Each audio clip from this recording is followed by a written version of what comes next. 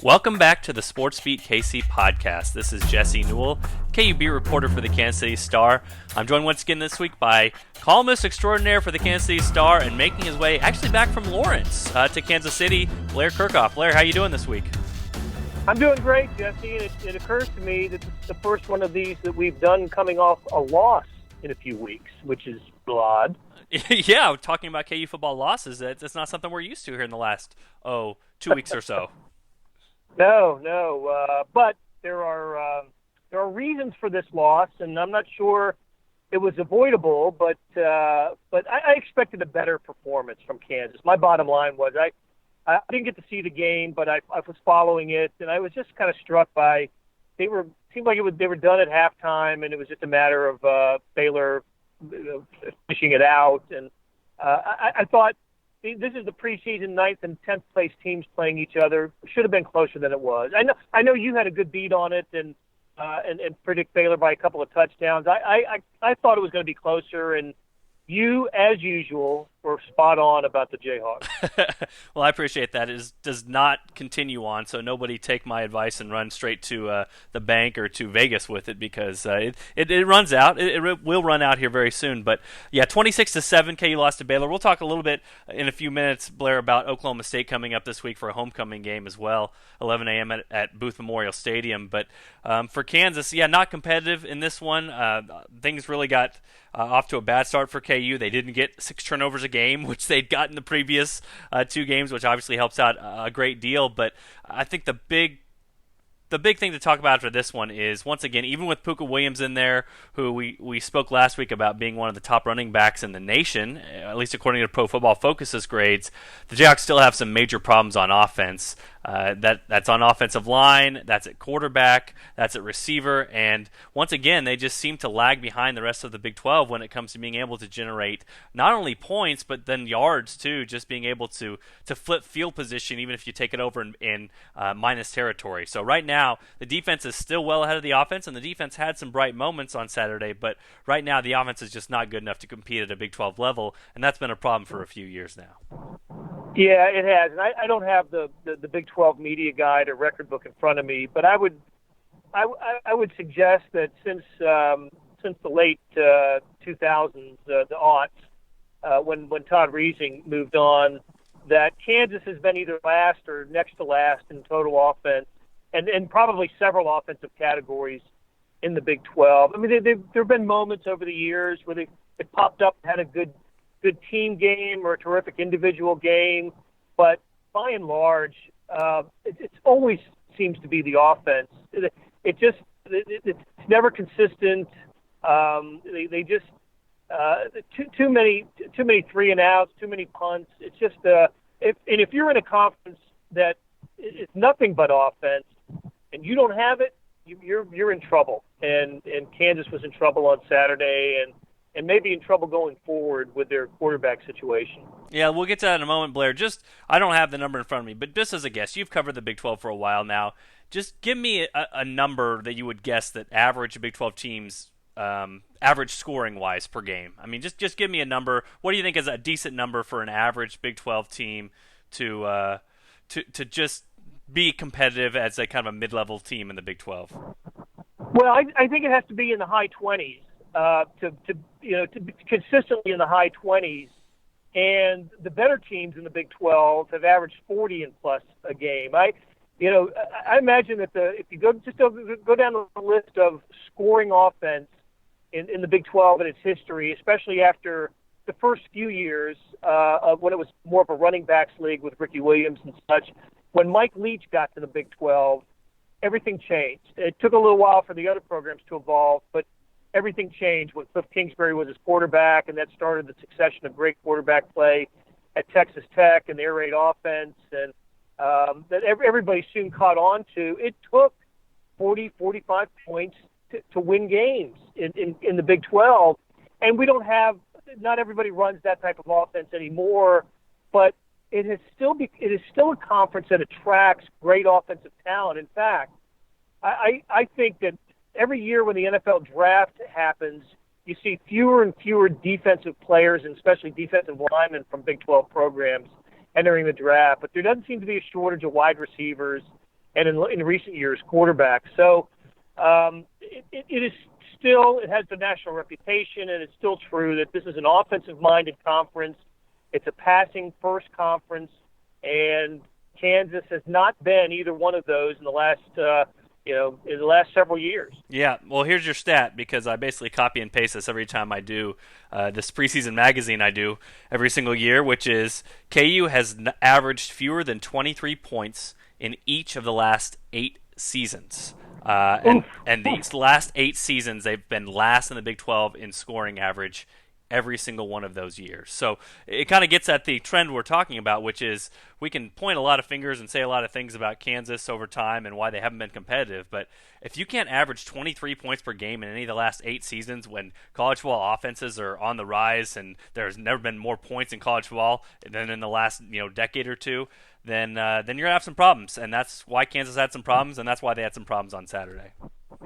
And I've wondered this, that Kansas is as bad as it's been in football over almost a decade now. If they wouldn't have been wise to hire a coach, to bring a totally different offensive philosophy, like the triple option of Georgia Tech or Navy's offense, just something that nobody else in the Big 12 runs, nobody else sees. They don't prepare for it. They would only prepare for it once a season, and then recruit to a gimmicky offense. It's worked for some other programs. Nothing has worked for Kansas. Nothing in the traditional way of running offense or in the Big 12 way of running offense has worked for Kansas. Why not try something a little gimmicky, anything to break the doldrum of offense that's been Kansas football? Yeah, I think you make a good point there, Blair, that there are some things that might work, and we saw from Oklahoma this last week going against the Service Academy, taken to overtime. That's a little bit of a different look, and maybe teams wouldn't be prepared for it. I will also say this, though. I'm not one of those people that say you have to pigeonhole yourself in. It might just be a matter, too, of either not having the right personnel or the right coaches to do it, because we've seen other teams lift themselves up with the smart head coaches that run exactly what everybody else runs. You know what I mean? So this might be just a specific Kansas issue as well. I guess I'm not going to be one that stands here and says that KU can't win with the air raid. I just don't think they've been able to win with the air raid. And so a lot of that goes to, again, not being creative enough or talented enough, whatever the problem goes into with all that, probably all of the above. Doug Meacham was well respected when he came to Kansas as offensive coordinator, and he helped some great TCU offenses that turned from, middle of the road offenses to top ones. So even that did not work out for Kansas, or has not worked out for Kansas in the way they wanted it to so far. So we'll see. But, we talk about the offense, and you mentioned this earlier. I think I'd be remiss if we didn't mention the quarterbacks.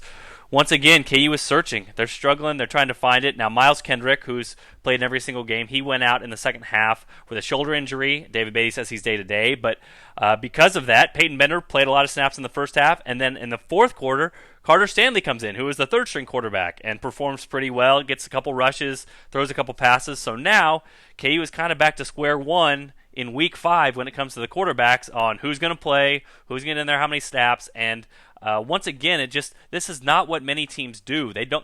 Usually coaches don't like to kind of create this sort of mess that KU has itself in, but I think right now fans are okay to wonder and question whether KU has the right quarterback in there and whether they have confidence in any of these quarterbacks, or whether those quarterbacks have confidence in themselves when you're playing this musical chairs carousel with the QB so often as KU has done. So right now, I think a third of the way through the season, they're a little bit in a tough spot because I don't think any of their guys have great belief in themselves, and I don't think any of their guys right now have to feel great about looking forward and saying, I believe there's going to be a lot of success, because how do you split those reps in practice, and who really is the top guy? If you talk to the KU coaches, I think, again, a third of the way through the season, that's an answer that has not been given right now by the coaches.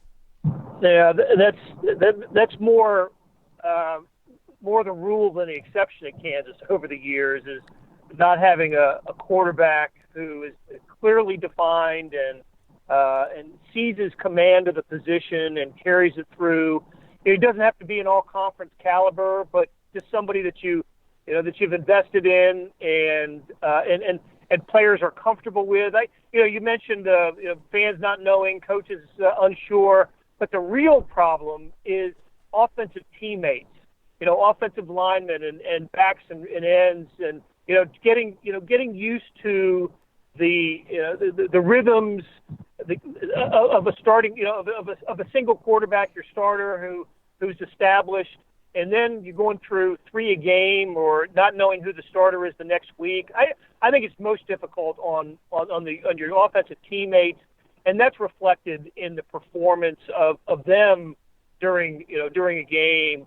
It's not good. I know we don't often talk about other Big 12 teams on this podcast, but Kansas State's going through something like that similarly. Not to the extent that Kansas is, but between Skylar Thompson and Alex Delton, they don't know who the better player is, or don't have a good idea that one's significantly better than the other, and as a result, the offense is dragged down. It's been dragged down at K-State, and it's certainly that way at Kansas. And boy, 5 games in, and you're just at the beginning of your conference schedule. After a couple of encouraging non-conference games that gave you a little momentum, to be here, I can't think of kind of a worse place for Kansas to be after a game than where they were at Baylor. Kind of a non-competitive outcome for Kansas, and confusion at quarterback again, with more difficult opponents standing in front of them. Well, let's look ahead here, Blair. Obviously, Oklahoma State suffered a loss against Texas Tech at home, unexpected one this past Saturday. Now they come into Lawrence. I think a few people are surprised by the line, which is right now around the 18.5 mark. But as I mentioned in my preview story earlier in the week, KU has not been an 18.5-point underdog to Oklahoma State since 2007, that or lower. So this has been a game that has been marked by these two teams not being competitive with each other, the Cowboys being the much better program. And so if you want to be optimistic, if you want to look at KU and say, hey, maybe things are changing a little bit, or maybe the defense, still has an opportunity to keep them in games, the fact that this spread is lower than it's been in a decade kind of speaks to at least that, hey, KU might not have, maybe the whole train isn't off track. Maybe this KU team still can be competitive in some of these future games, and a line like that might tell you something that, again, a couple breaks, a few turnovers here and there, KU might still find itself at least with a chance to win in some of these Big 12 games coming down the line. Yeah, and I'll tell you, I did catch a little bit of the Oklahoma State loss to Texas Tech that was in Stillwater, by the way, and I was just struck by how ordinary Oklahoma State looked, after beating Boise State the previous week and getting off to a good start to its season, and kind of having some visions of being there at the end in the Big 12 race. And Texas Tech just took it to them. Ended up winning that game by was 34-17 or something. It was multi-touchdown margin, and so you look at that a couple ways, that maybe Oklahoma State's a little vulnerable. They don't have the veteran quarterback that they usually have, and maybe not as many weapons as they often do. On the other hand, I think they'll be extremely motivated this week. And Kansas, unlike previous years, has had enough success this year to get an opponent's attention. You could put game film on of Kansas Rutgers or Kansas Central Michigan if you're Mike Gundy, and show them Puka Williams and show them Daniel Wash and Joe Deneen. And these guys can make plays. They can be a threat to us. Take them seriously. And maybe in years past it was it's tough to get your team motivated to come to Lawrence and to play in a largely empty stadium. I don't think that'll be the case. I think Kansas is catching an Oklahoma State team maybe at a bad time. And you're right. This series has been one where I just remember years where Oklahoma State scores on every possession in the first half and has their backups in pretty early in the third quarter and won this game just in such lopsided fashion. Just bad matchup for Kansas over the years. Maybe you're right. Maybe this one will be a little bit different, but Kansas not encouraging at the way Saturday went for them, and I think this is a tough look. You can say that about a lot of Big 12 opponents. If this one's going to be tough for KU, I do think this is a tough one for the Jayhawks, though. And 18, is that what you said? That's what the line was? Yeah, 18 or 18.5, yeah. I'm kind of like an Oklahoma State by that or a little bit more. Yeah, the thing about Texas Tech wins that game against Oklahoma State 41-17, and kind of speaking to the strengths and the weaknesses of KU again, I don't think I'm speaking out of turn here. KU's not going to score 41 against Oklahoma State, and KU made a very subpar-ish Baylor defense last week looked very good in them holding the Jayhawks to 7 points. So for KU, that's going to be it. Can they get Puka free? Can they get a couple big plays? Can they get their score into somewhere in the 20s and then hope their defense can carry them from there? I picked this one preseason. I think Oklahoma State by 20. So I don't think this line is completely crazy, but I'm with you. I think if I'm at this moment, if I'm leading one way toward the spread, probably just a little bit to Oklahoma State, but I could definitely see this being almost exactly in that range of what the spread is. Before we go, Blair, I want to put you on the spot a little bit, but we have an ad that we're going to put into this podcast to wrap it up about the KC Sports Pass, which you can get tinyurl.com/KC Sports Pass. But instead of hearing your great voice in there and having you speak to that, I thought we might just kind of do a little bit of testimonial here, because obviously we work at the Kansas City Star. We understand kind of what goes into coverage, and I just wanted to speak to one thing that I really like about our coverage. For those that don't know, KC Sports Pass, you get it for $30 a year, so it comes out to 8 cents a day. But we've been free a long time on the internet, and it hasn't worked for us lately, so yeah, we need your help and support as we cover things in all sports in Kansas City, including myself and Gary Bedore with KU coverage. But one thing I wanted to say about Sports Pass, one thing I think we do a phenomenal job of with the Kansas City Star is the Chiefs coverage and as many people as we send to those games. So I guess I'll ask you, Blair, as well. Is there one thing that you really think that we do well at the Kansas City Star, and maybe make it worth people's while to go out and get a $30 Sports Pass to help support the work we do when it comes to Kansas City and sports journalism? Well, I think there's a lot of things we do extremely well at the Kansas City Star, and the Chiefs coverage is among that. We lost a Chiefs writer over the summer, and we hired two. I mean, that's how invested that we are in Kansas. And for the road games, we'll have 5 writers on the road plus a photographer. That is by far the most manpower and woman power, because Brooke Pryor is the Chiefs beat writer, one of them. Of any media outlet in Kansas City, and I dare say that not many NFL teams have as many people covering their team on the road as the Kansas City Star does covering the Chiefs, and I'm proud to be part of that coverage. And it's not just the Chiefs; it's every school and every team that we cover. So proud to be a part of this of the staff, and hope to continue the good work that we do well into the future.